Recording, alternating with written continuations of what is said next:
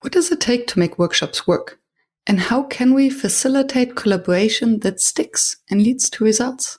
My name is Miriam Hartness, and with the Workshops Work podcast, I am on the mission to find the magic ingredients that make workshops work. Today with me on the show is the founder of Piccles, and we speak about the impact and power of drawing together. So stay tuned.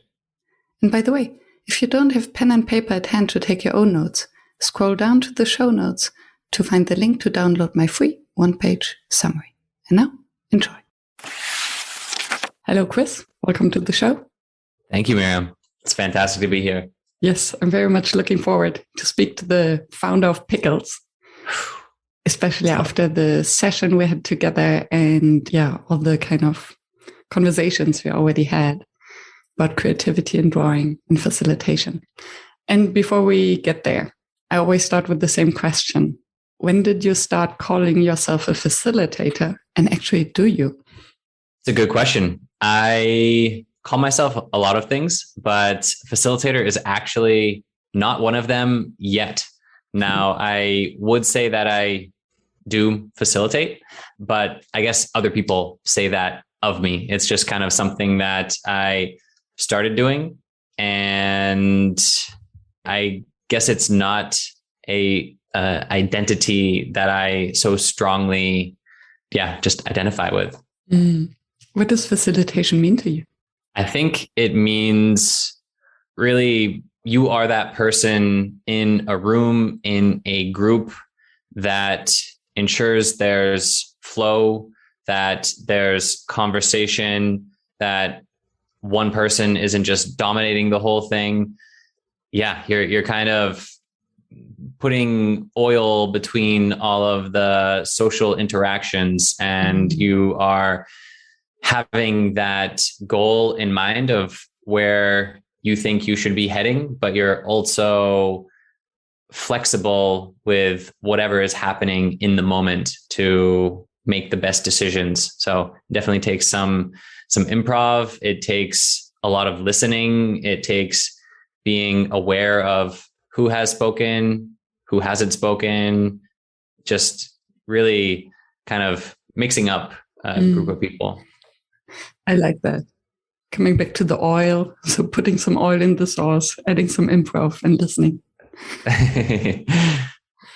And I'm really curious I'm eager to have you to share the story behind Piccles with the audience, because I think that's fascinating. So what is Piccles and how did this idea emerge? Yeah, so Piccles, these are not the salty, sweet snacks that are made out of cucumbers, as many of you might know pickles as. In this case, there's two C's, spelled Piccles, because it's a combination of pictures and pixels. And we put those together. And Piccles originated in my iPhone's note section, just like all my ideas go when they first begin. And it really started when I got my first soul-sucking corporate job that just left me feeling absolutely empty, because previously I had spent the first 13 years of my working life starting companies. I was very entrepreneurial. So I was mowing lawns. I was trying to start a solar company. I was working at other people's startups. And then a friend of mine got $1 million in seed funding, asked me to join his sales team.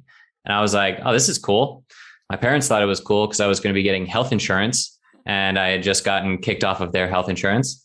And so I was like, all right, let's try this base salary thing for a little while. And while there were cool elements to that job, it was just turning summer in Boston. We had just suffered through the winter, and I found myself having to pretty much lock myself in a phone booth for 4 to 6 hours a day, looking at beige walls, leaving voicemails. And it was not what I wanted to spend my life doing.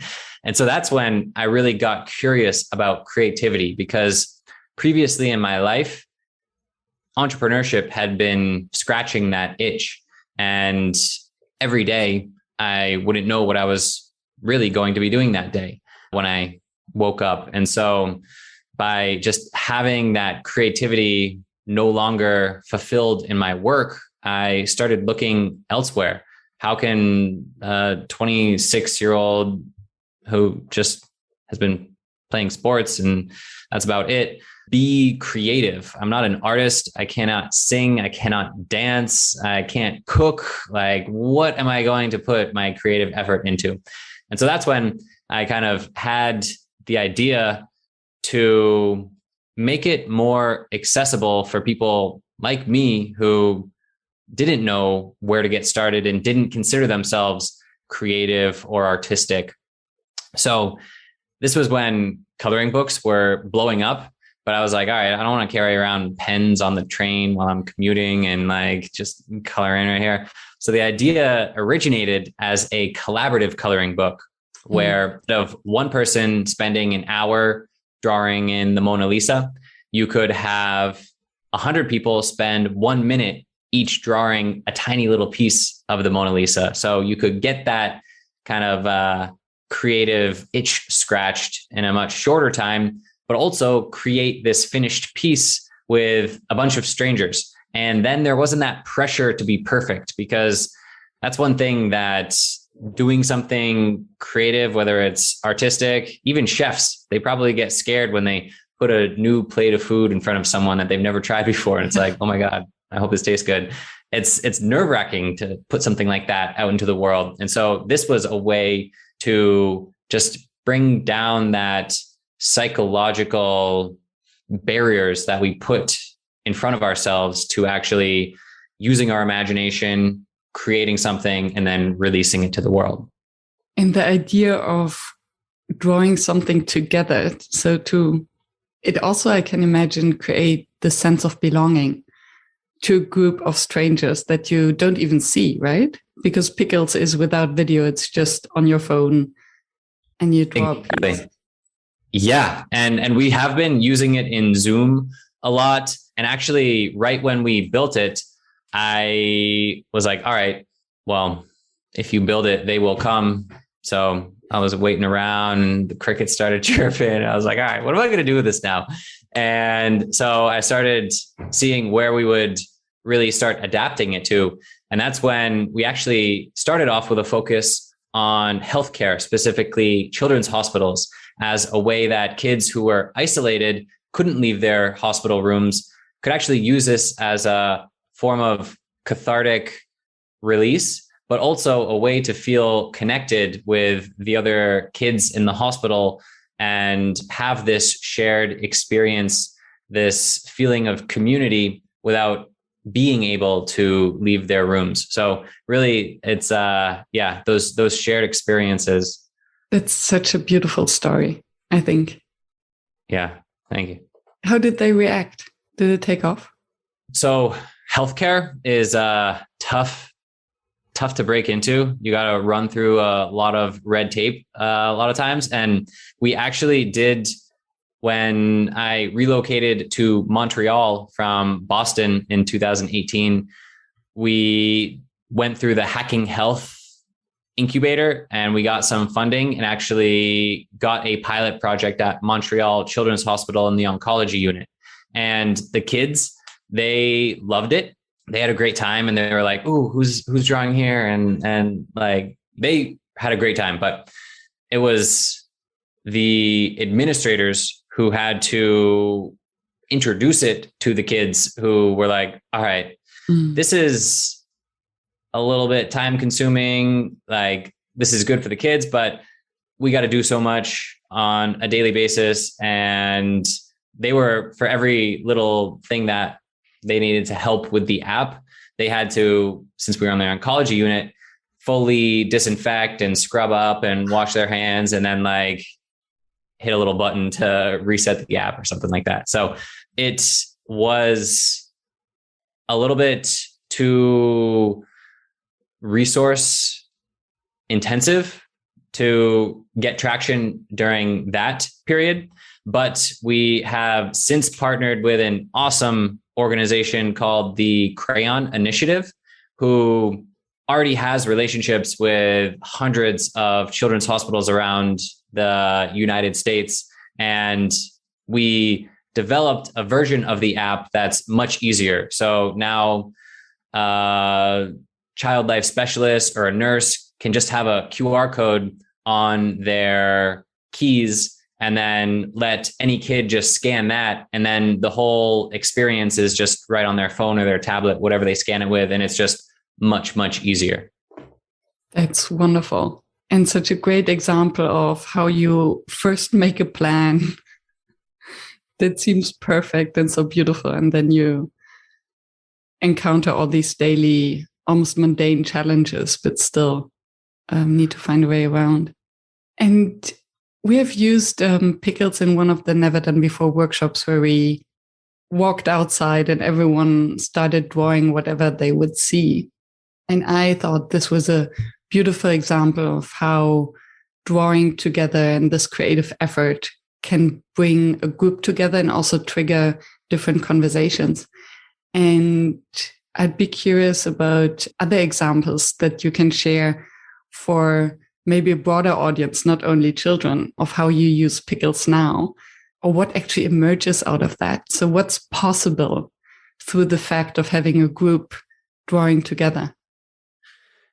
Yeah. So I think that having this shared experience, really using drawing as a way to tap into the collective creativity and the collective intelligence of a crowd or a community is just so powerful. So, I mean, we'll use it for employee all hands meetings with 1,000 people all drawing at once, and we'll use the company's brand colors. And so we get a pretty cool branded mosaic afterwards if they wanted to print it out and hang it in the office as some corporate art. But it's awesome because it's really authentic. I mean, the platform is anonymous. So when you ask people to draw, what you get is from their soul. It's what they really think, not what they want their boss or their coworkers to think of them. Because people are not very good at, well, first of all, a lot of people aren't very good at drawing, and they're definitely not good at lying through their drawings. And so when you just make them a little bit uncomfortable and have them do something in a medium that they're not used to like this, it really, first of all, knocks them off kilter a little bit. And they're like, oh my God, I suck at drawing. I don't know what I'm going to do. But then they see everybody else doing it and they realize, okay, well, I could do this too. Because you see all of the drawings just flooding the screen in real time as everybody is using their phones to draw. And so that really kind of breaks down that psychological barrier that obviously if we were all just watching Miriam and patiently waiting for her to make this beautiful drawing, she would be a little bit more nervous. And so just that kind of shared experience where not only the facilitator, whoever is introducing it, they are in a vulnerable position because if nobody draws, they're just going to be staring at a blank screen and have nothing to respond to.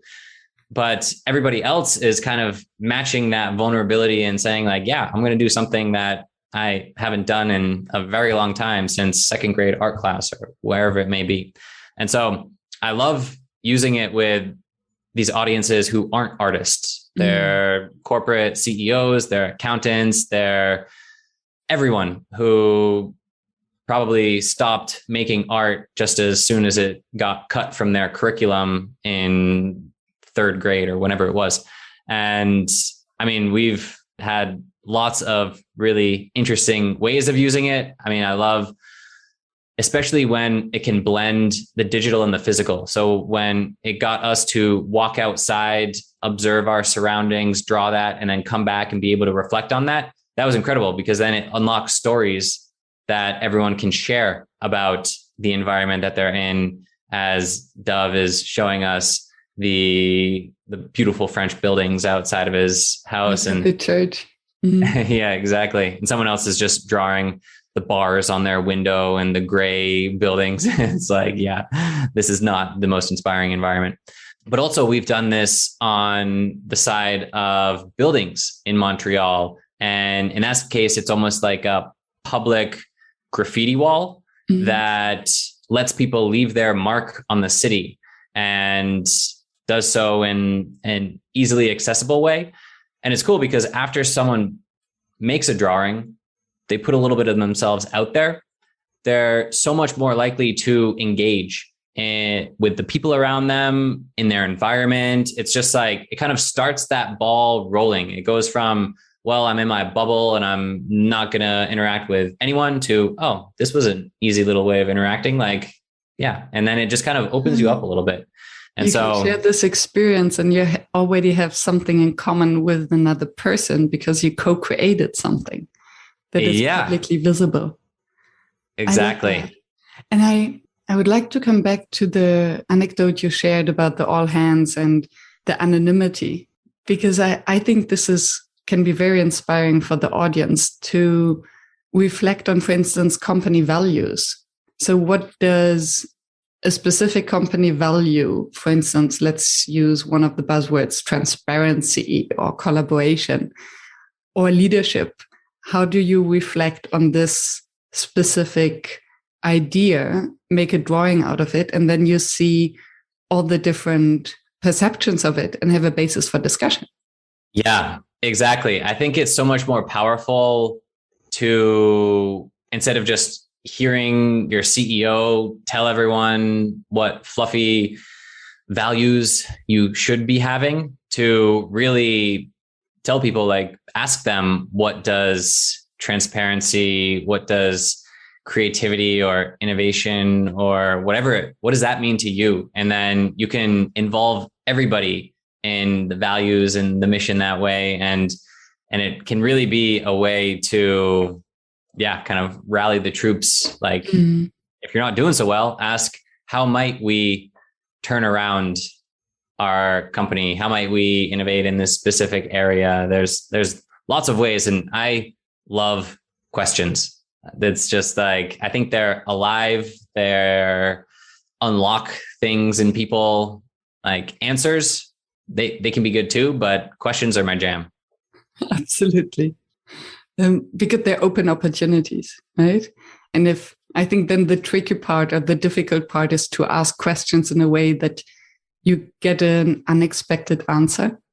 And then there's this new space where stuff can happen. I realized that actually, I think the majority of people are really bad in asking questions. Many questions are hidden kind of advice or ideas. Have you thought of doing this? Yeah. Do you really want to do that? Are you sure? That's not a question at all. And I think even having a more creative form of asking, of a temperature check of a company or a team. So how do you feel as being part of this company, or how would you visualize our company culture? And then suddenly, since it's anonymous, you can have the real reflection of, okay, how does it actually look like? Yeah. And it takes a strong leadership team to be open to that sort of thing. Because if you have a just locked down culture that isn't vulnerable, isn't authentic, it's in your best interest to sweep things under the rug, then you might not want to be doing that. Because some of the things that you could see, it's like, wow, we needed to see this, but now we feel like we need to act on it. Like, I asked a company, what superpower have you developed over this pandemic? So everyone is drawing their superpowers, from chess to banana bread. And one person just like drew themselves with some tears coming down their eye and wrote, "I'm lonely." And I was like, damn, it just hits you different when someone draws that, because you know that it was really done by someone, like they kind of put themselves out there. And it's like, wow, this makes me want to create some sort of loneliness program for employees who might feel isolated in this remote environment that we've all been forced into, like things like that. And that was only one drawing. And it really makes all of these individual data points that might normally just be thrown in a graph and say, yeah, we have 78% employee satisfaction.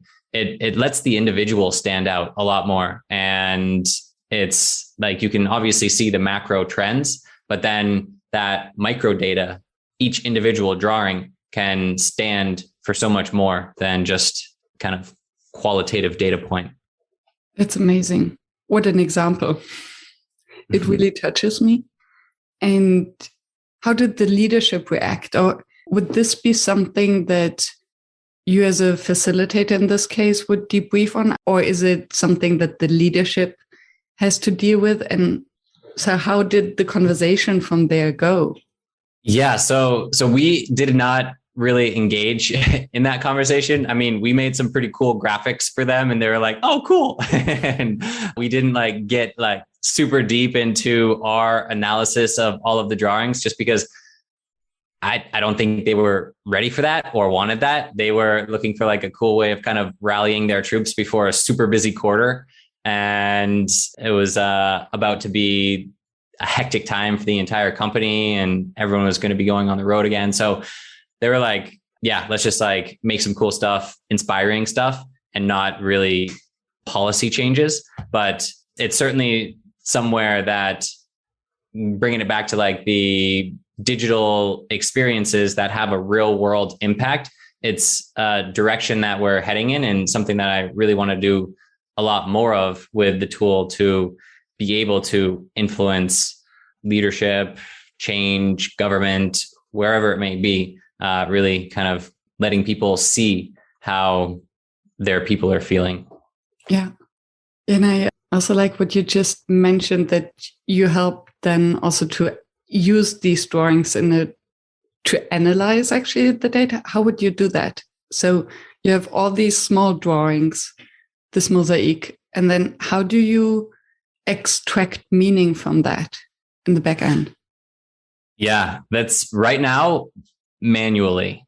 Wow. And it's pretty much done by looking at it and both whatever was discussed during the exercise that we recorded and also just trying to interpret things the best that we can. And actually, this is a huge area for the future of Pickles that we're going to dive more into and just be able to let people perhaps tag their drawings, be able to just in real time analyze and sort things so that we can uncover trends and share that with people. And then also build up this database of all of this qualitative data so that we can start comparing it to other companies. So you can say like, all right, yeah, we do have a happier than average workforce, or our millennials are more just motivated by our corporate mission than other millennials at similar companies, like stuff like that we would get a data scientist for to really start kind of playing with all of this. Yeah, data scientists and maybe even the psychologist, because I can imagine that there's so much.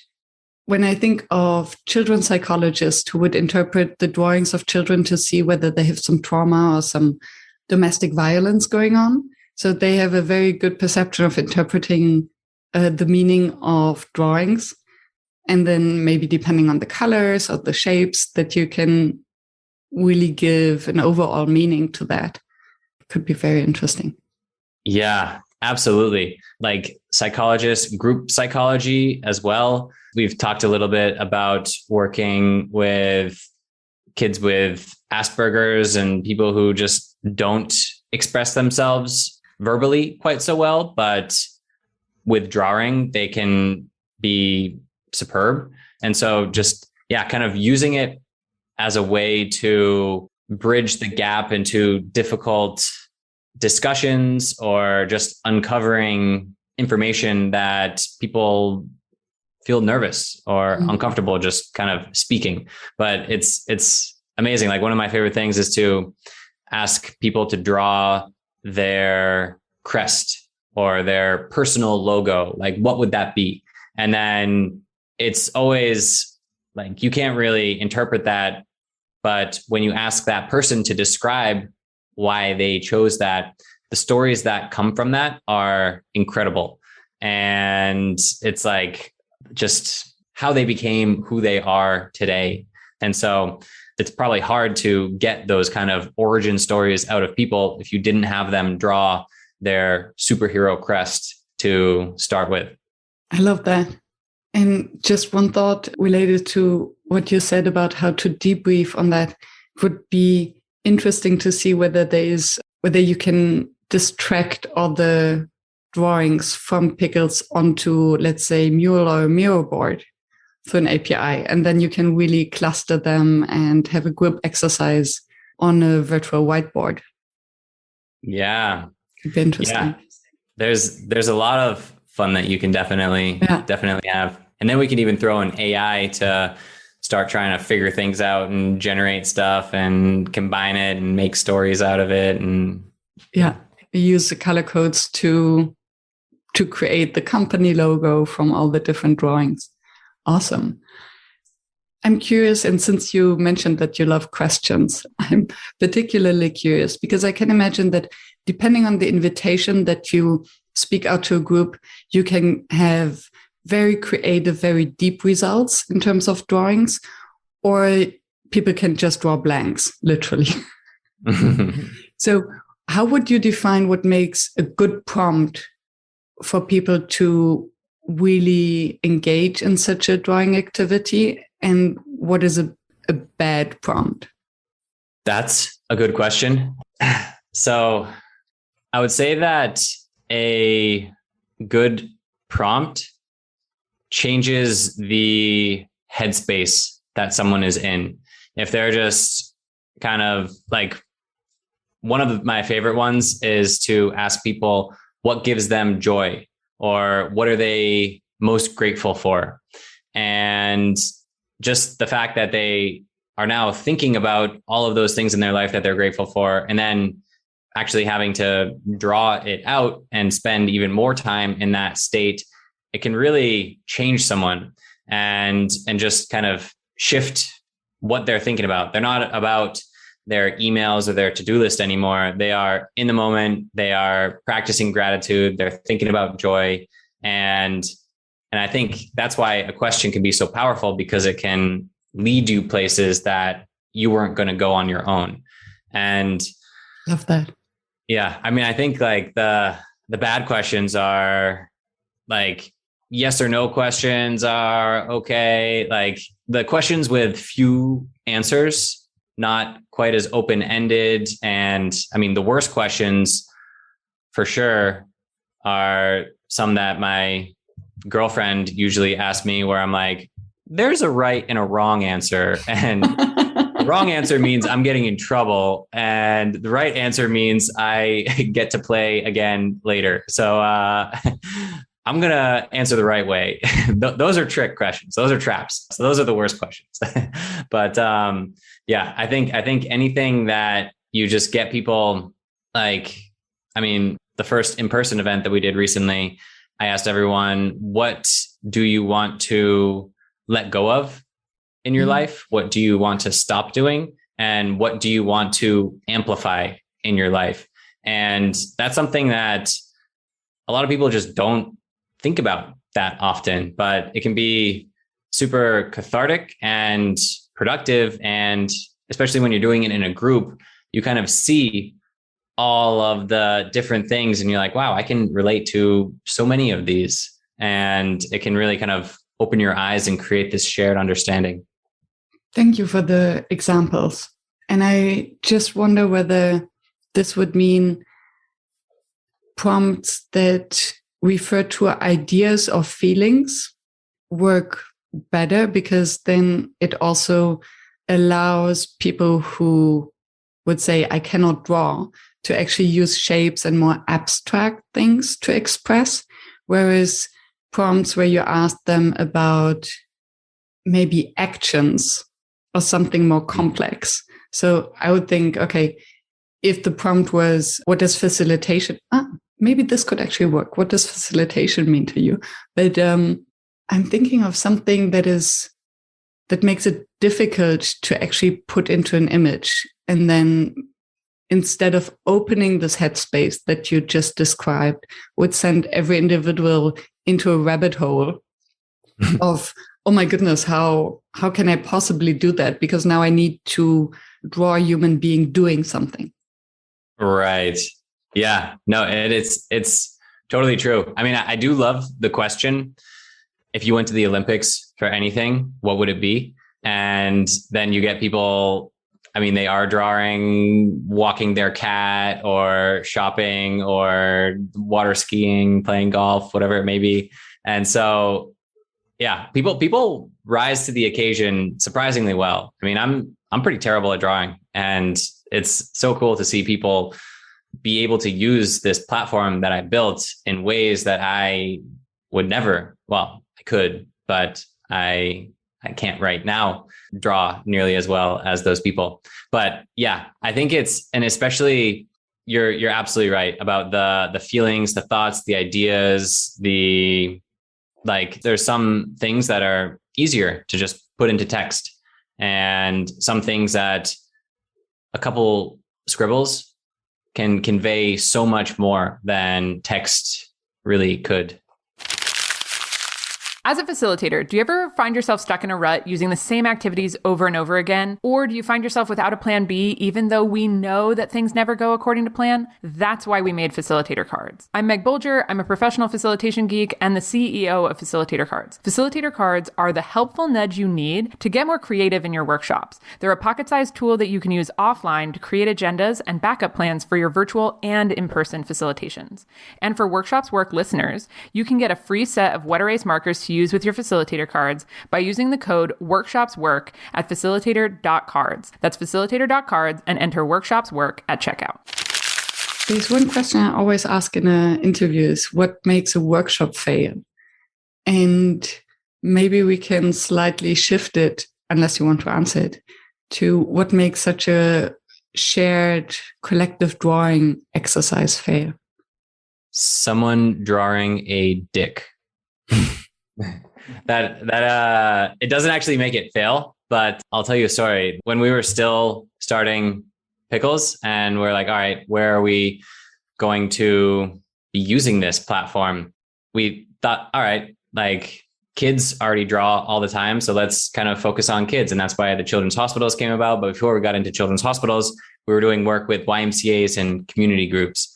And so during one of these after school sessions with about 12 to 14-year-olds, there was only about 10 kids in this classroom right outside of Boston at the Roxbury YMCA. And we were drawing Steph Curry, LeBron James, Drake, like doing all of this collaborative drawing, and it was going well. And then I started hearing like a little snicker. They were just kind of like laughing, and I was like, okay, something's kind of up. And then I see one kid, and I see just like a little dick being drawn. And I was like, oh man. And then another kid saw him getting away with it, and he drew an inappropriate word, which was surprisingly graphic for a 12-year-old. And I was like, oh, we don't have the ability of deleting anything yet, because this was still in the early days of the app. And instead of using this as a teaching moment, it turned into an interrogation where the guy at the YMCA who was running it was like, who did that? And everyone was like, obviously not saying it was them. And after trying to do that, no one responding, he was like, all right. And he took everyone's phone one by one and started hitting back to see what they had drawn. And he's like, all right, you're good. And these kids are just terrified. And he was just hitting back, and he found the kid who drew the dick, and he was like, so disappointed, and then had to talk to his dad when his dad came to pick him up, and his dad is just like, oh my God. And so that could have turned into a teaching moment about how, no, we got to all work together. Like, this isn't about trying to pull the attention to yourself, do something like, let's make this good. But it did not end that way. And so I would say that that's one of the workshops that has failed the most in my mind. Thank you so much for sharing this anecdote, because as you said, there's this one opportunity to turn this into a teaching moment, maybe even a moment of vulnerability. Why is someone drawing that, a 12-year-old?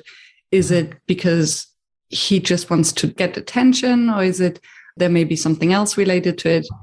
And I can imagine that even in a different setting, if something comes up that is unexpected, then the ability to use this energy and to turn it into something meaningful, like the example you gave previously with the one person, instead of drawing a superpower, draw him or herself crying and being lonely. So how to use this energy to then create a sense of belonging through this shared experience.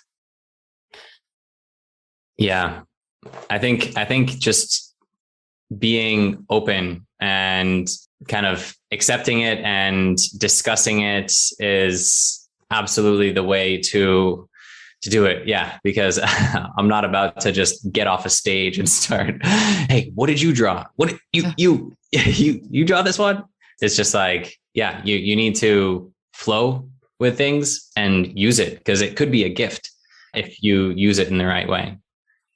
And it also relates to this concept of creating this psychological safety that, okay, if you expect this to be anonymous, you need to trust that it will remain anonymous, but then also define the rules of the game beforehand.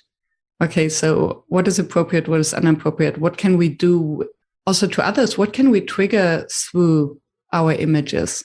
Because there's also this group dynamic that can start, right?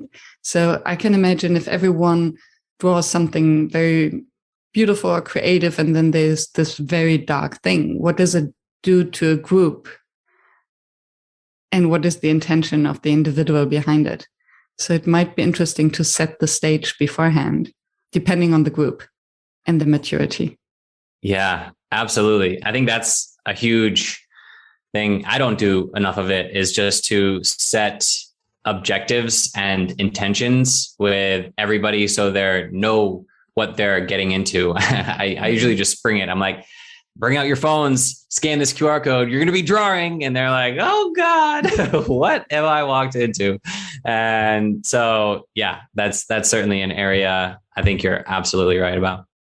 Awesome. So where is Pickles then going in the future? What is your vision for it? That is a great question. And one thing that I'm pretty excited about right now is setting a Guinness World Record for the world's largest doodle in Canada that we're working on, trying to do not only an activity to get all Canadians drawing and just kind of reflecting on COVID. It's not easy being confined in a cold climate and just kind of suffering through the winters, in addition to not being able to see your neighbors. And so we are building this initiative to kind of in 2022 in January, just get everyone in Canada to just reflect through their drawings. How have they felt? What is keeping them going? What has given them joy? What are they looking forward to? And just kind of have this shared cathartic experience. So I get super excited by the really small activations and the really big activations, because with the big ones, it's awesome being able to capture thousands and thousands of drawings, and you can turn that into all sorts of juicy content and videos and data visualizations. And there's always some artists who just blow me away with what they can do with a platform that we made deliberately primitive so that there are no mistakes or no masterpieces, and everyone's kind of on a caveman tools that they can't excel too much at. But at the same time, those smaller activations that, I mean, there have been people who have cried while using Pickles when they're describing their drawings. And those just still hit me. And just being able to unlock things in people that wouldn't have come out otherwise, and to do what little I can to help people feel better and transform in whatever way they need to. I always just get really, I mean, I love those. And so I think it's like both on the macro and the micro scale that I get really excited about. But I mean, the platform is deliberately primitive. It's simple in nature. Everyone owns their little piece, and then that forms this larger collective piece. And so I would love to do a music festival someday. And while everyone is in the crowd waiting for Blink-182 to come out, they can leave some drawings and in 10 minutes create all of the graphics that will be played behind them during the concert. And yeah, if you're at a baseball game, I personally think baseball is pretty boring, but if they had Pickles that you could draw every inning with everyone else in the stadium, and you could create all of this art, you could have people winning things, and you could just really engage this whole crowd who's there because of the shared experience and the energy in the stadium. Like, I think those are the sort of applications that also get me super fired up. I love that. And just imagining it, the gift that, for instance, a rock band would receive by when they entered the stage, they see this collective drawing done by their fans as a kind of welcoming gift. Yeah. That is super sweet. And okay, two random ideas because I cannot stop it. One is, why limiting it to Canada? And why not comparing different countries and their experiences and learnings from the pandemic? And how would a challenge like the Ice Bucket Challenge, so that you draw something and then you nominate someone else to draw something on a specific topic, and then see how the drawings basically travel through networks and through the world? This could be very interesting. I love that idea. Yeah. And maybe if you combine it with a good cause. Yeah. So that's another thing. Like, we've used Pickles for Earth Day, where every tree that was drawn in a 24-hour period, we were planting a real tree. And so we planted 450 trees through that. And next time I'm definitely going to find a tree sponsor so that it doesn't get out of hand and we need to take out a second mortgage to buy all these trees. But I love those sort of tying these beneficial causes, because then it just incentivizes people even more. And yeah, that would be so cool. I'm even imagining just seeing a world map that you can kind of flick the globe and see everyone's drawings kind of pinned to their locations. And you can see, is Denmark really that happy, or do they just pad the stats somehow? But yeah, I love that. The reason that we're starting in Canada is just because even though I'm in Tahiti right now, I'm usually based in Canada, and it's already kind of a undertaking to just engage a country of 23 million people. So 7 billion was maybe that's the 2023 goal. But yeah, I love, you're always thinking big, Miriam. This is so cool. Yeah, it's fun to dream big with like-minded souls. Yeah. Wonderful. If someone in the audience would like to get started with Pickles, what would be the easiest small step for a facilitator, team leader, trainer, coach, whoever sits in the audience to get started? So the easiest, I would say, would be to go to the website. You can create a free account. And once you get in there, just make a 1-question activity to kick off the next workshop that you might be doing. And I like to start activities with kind of like fun, getting to know you, drawing your self-portrait. If you're live with people, I usually ask people to draw the person next to them, just because then they're meeting each other and they're drawing each other, and it makes them even more uncomfortable a lot of times. But it's fun. So I would probably just say, just get in there and try and use it, because it's something that I am still not super good at describing, but I'm much more of a visual activity-based person, which you'll probably know if you watch this on YouTube and see my hands flailing as I just caught during that. And so, I think just doing it, trying it, and having fun with it. Love it. And even if it's just, as you said, a simple check-in question with draw yourself or draw your internal weather report, which is quite a general check-in question. And then you visualize how the group actually feels emotionally. Yeah, absolutely. How are you feeling? Just draw a flower. It can be, everyone can draw a flower. And then you just have a little field of flowers populated on the screen to love it. How do you want to feel after the session? Intention setting. Yeah. Maybe becoming a self-fulfilling prophecy. Wonderful. Is there anything, because we're approaching almost the hour, is there anything that you would have liked to share that we haven't touched upon yet? I feel as though your audience, they are all super creative, and just facilitators seem to love what they do most of the time. They're not like, oh, my parents forced me to be a facilitator. If someone in the audience had this story, please. Please tell us your long line of facilitators that you came from and why you have to make your father proud by following in that. So I feel like, it's already a pretty creative and engaged audience that you have who love what they're doing.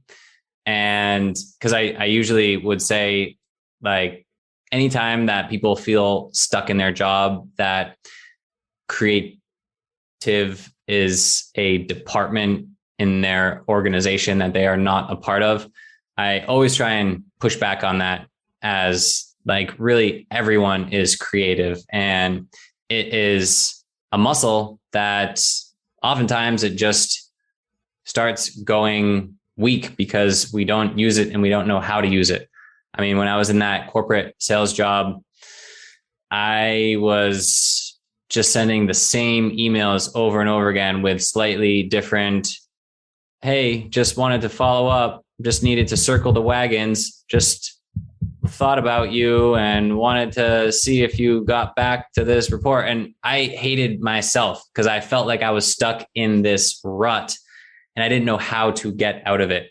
And I think that just being aware of those ruts, those same things that we might do over and over again, is so important, because it is the first step to trying something new, trying something different, going to a new restaurant, living in a new place.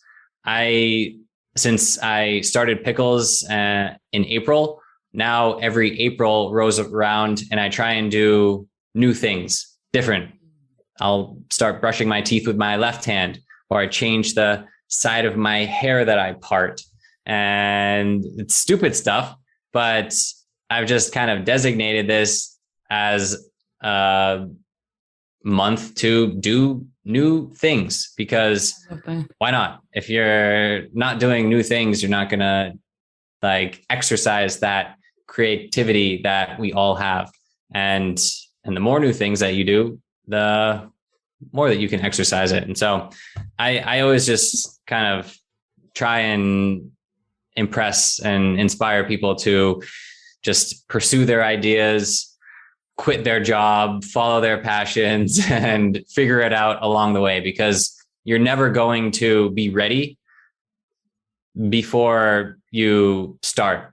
It's like, I mean, Pickles, I've been working on this for 5 years, and if I knew what it would have taken to get to this point, I may never have started. So that ignorance when you're starting is so important. And it's just like, yeah, I have a gut feeling about this, and let's see what happens. And then I wrote that first $1,200 check to a developer, and I was like, well, that's a lot of sunk costs that I have. I got to see this through for the rest of my life, I guess. So that's, that's how you build momentum, I guess. Beautiful. Thank you for sharing that. And yeah, so true. And I love the idea of your business anniversary to use for doing something new. I might copy you on that. Mine is coming up in November. Ooh. Wait, that's when you do the festival? Festival, yes, also. Funny enough, last year, so the first time of the festival, by pure coincidence, it fell on my third, I think, business anniversary. And I haven't even thought about it initially. So yeah, so there might be something to that. Yeah, well, you've been then celebrating this bigger than I have. I mean, I'm just changing the side of the hair that I part on, but you're gathering hundreds of people to all do something never been done before. And so, yeah, you are a lot of steps ahead of me. Well, but these are the small changes that we apply to ourselves that are the most difficult ones, right? Yeah. Yeah. It's true. And I'm looking forward to co-create the scavenger hunt with you and to integrate Pickles into the festival. And if someone, for a reason I cannot explain, fell asleep after minute 1 of our conversation, just woke up, I'm like, have they been talking about this festival for an hour? What would you like them to remember of our conversation? Get in a pickle, because getting out is how you grow. Wonderful. Thank you so much for sharing your story and sharing so much food for thought and creativity and co-creation. Appreciate that. Thank you. This was so much fun, Miriam. I appreciate you having me, and I look forward to being at the festival coming up in November, seeing what we can do there. And it was a true pleasure to talk with you it's my Thursday. It's your Friday. It's my Friday. Thank you. Thank you for staying tuned and listening to the show. I appreciate your attention, as I know how busy you are. If you enjoyed it, please subscribe and engage by sharing your comments and thoughts, and visit workshops.work to download the one-page summary. I'm looking forward to seeing you back at the next episode, and I wish you a fruitful day.